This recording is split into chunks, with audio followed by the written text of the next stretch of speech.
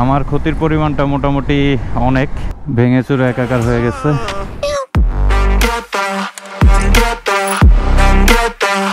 আসসালামু আলাইকুম।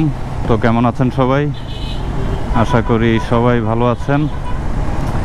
আমি ভালো নাই। কথায় আছে না, মানুষের যখন সময় খারাপ থাকে তখন একের পর এক বিপদ আসতেই থাকে। ওই আমার অবস্থা এখন ওই রকমই চলতেছে।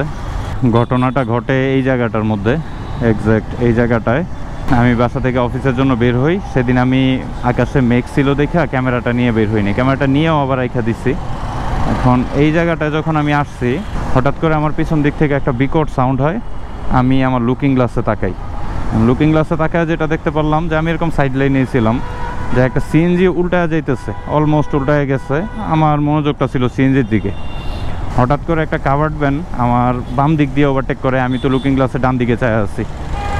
এর মধ্যে ও ওভারটেক করে চলে যাওয়ার চেষ্টা করলে একটা বাস যাত্রী নেওয়ার জন্য হুট করে রোডের মধ্যে থাইমা যায়। ওই কাভার্ড ভ্যানটা হার্ড ব্রেক করে। আমি কিছু বুঝা ওঠার আগেই, আমার থেকে হয়তো 5 গজ দূরে ছিল, আমার বাইকের স্পিড ছিল তখন 54-এর মতো। আমি আর ব্রেক করার সুযোগ পাই নাই। আমি ওটার পিছে থেকে মেরে দেই। মেরে দেওয়ার পরে অনেক জোরে সাউন্ড হয়। আমার বাইকের সামনের কি ক্ষতি হয়েছে এটা তো দেখছেনি। ওই কাভার্ড ভ্যানটা না থাইমা টান দিয়া চলে যায়। তারপরে যেটা বুঝতে পারলাম যে ওই কাভার্ড ভ্যানটা ওই সিএনজিটাকে মেরে দেয়। মেরে যখন সিএনজিটা উল্টা যাইতেছিল, ওই কাভার্ড ভ্যানটা এখান থেকে তাড়াতাড়ি পালায় যাওয়ার চেষ্টা করতেছিল। ওই পালায় যাওয়ার সময় আমার বাম দিক থেকে আমাকে ওভারটেক করে বের হয়ে যাওয়ার চেষ্টা করার মধ্যেই বাসটা থাইমা যাওয়াতে ও এক চান্স আর বের হইতে পারে না, ব্রেক করে। তারপরে আমি গিয়ে ওর পিছে মাইরা দিই।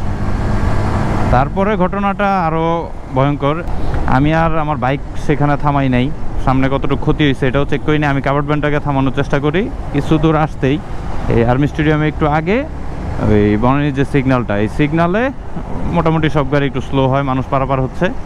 একটা প্রাইভেট কার ছিল, ব্ল্যাক কালার, একটু ওল্ড মডেলের একটা প্রাইভেট কার, কেরিনা বা মার্ক 2 নাম হবে হয়তো, আমার অত ধারণা নাই। ওইটার সাইড দিয়ে কাভার্ড ভ্যানটা বের হয়ে যাওয়ার চেষ্টা করার সময় ওই গাড়ির সাইডে কাভার্ড ভ্যানের সাথে ঘষা লাগে। ওই গাড়িরও ভালো পরিমাণে ক্ষতি হয়। তারপরেও কাভার্ড ভ্যানটা থামে না, ওটাই না চলে যায়। এই যে সামনে যে একটা কাভার্ড ভ্যান দেখতেছেন, এই টাইপেরই একটা কাভার্ড ভ্যান ছিল। ওটার পিছে কিছু লেখা ছিল, যেমন টঙ্গী একটা ফ্যাক্টরির অ্যাড্রেস ছিল সম্ভবত। তারপরে আমি আর ওই কালো গাড়িটা মোটামুটি ওরে অনেকটা রাস্তা দাহ করি। প্রাইভেট কার যেহেতু ওই রোডের জ্যামজটের কারণে আর কি বেশি দূর ওরা ফলো করতে পারেনি। কিন্তু আমি বাইক নিয়ে এই কাভার্ড ভ্যানটাকে ওভারটেক করি এই কুর্মিটাল হসপিটালের সামনে। আমি ওরা 2-1 থামানোর চেষ্টা করি, ও আমাকে বাউলি দিয়ে চাপ দেওয়ার চেষ্টা করে।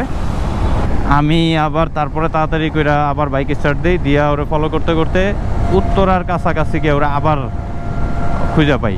খুব রাফ চালায় যাচ্ছিল। আবদুল্লাপুর আমার টার্গেট ছিল যে আবদুল্লাপুর ফ্লাইওভার উঠার আগে ওরে আরেকবার চেষ্টা করব বাস টাস কাউরে দিয়ে চাপ দেওয়ার। কিন্তু দুর্ভাগ্যবশত সেইখানে সবসময় জ্যাম থাকলেও সেদিন মোটামুটি ফ্লাইওভারে উঠার মুখটা ফাঁকাই ছিল, যার ফলে কাভার্ড ভ্যানটা খুব দ্রুত গতিতে সেখান দিয়ে ফ্লাইওভারে উঠা যায়। আমিও ফ্লাইওভারে উঠি। এক পর্যায়ে আমি নিজেও হার মেনে যাই। বুঝতে পারলাম যে না, এরে আমি থামাইতে পারবো না। যদি আমি আরও ভালোভাবে চেষ্টা করি, আমার কোনো একটা ক্ষতি হইতে পারে। ও অলরেডি 2-3 বার আমাকে চাপ দিচ্ছে রোডে। তারপরে হাল ছেড়ে আমি ওই আবদুল্লাপুরের উপর দিয়ে ইউটার্ন নিয়ে আবার চলে আসি। এই হচ্ছে পুরো ঘটনা। এখন কথা হচ্ছে যে অ্যাক্সিডেন্টে আমারও কিছুটা ভুল ছিল। যেমন আমার এতটা অন্যমনস্ক হওয়া উচিত ছিল না। পিছে কি ঘটতেছে না ঘটতেছে, আসলে রোডে রানিংয়ে থাকলে পিছে যা কিছুই ঘটা যাক, আগে নিজে সতর্ক হইয়া সামনের দিকে খেয়াল রাখা তারপরে থামা উচিত। যেই শিক্ষাটা আমার সেদিন হয়েছে। আশা করি আমার এই দুর্ঘটনা থেকে যারা এই ভিডিওটা দেখতেছেন, এদের মধ্যে যারা বাইকার আছেন তারাও সতর্ক হবেন।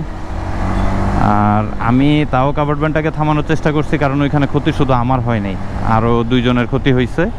যেহেতু ও আমার আগে ওই সিএনজিকে মাইরা পালাইতেছিল, তার জন্য সর্বোচ্চ চেষ্টা করছিলাম ওরে থামানোর জন্য, কিন্তু পারি নাই।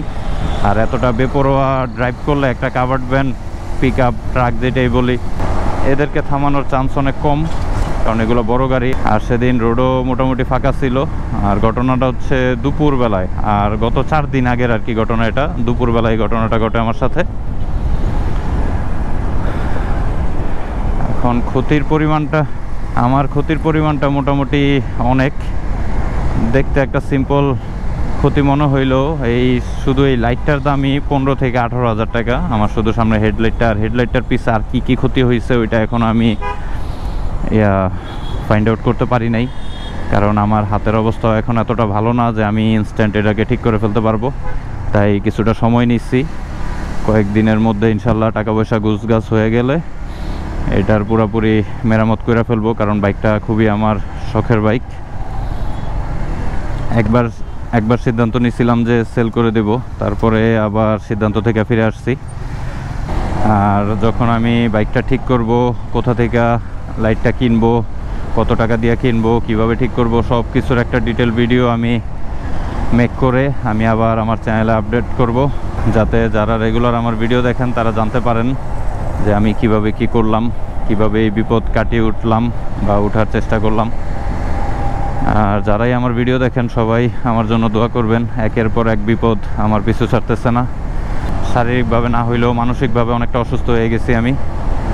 তো সবাই ভালো থাকবেন, সুস্থ থাকবেন, আমার জন্য দোয়া করবেন। আসসালামু আলাইকুম।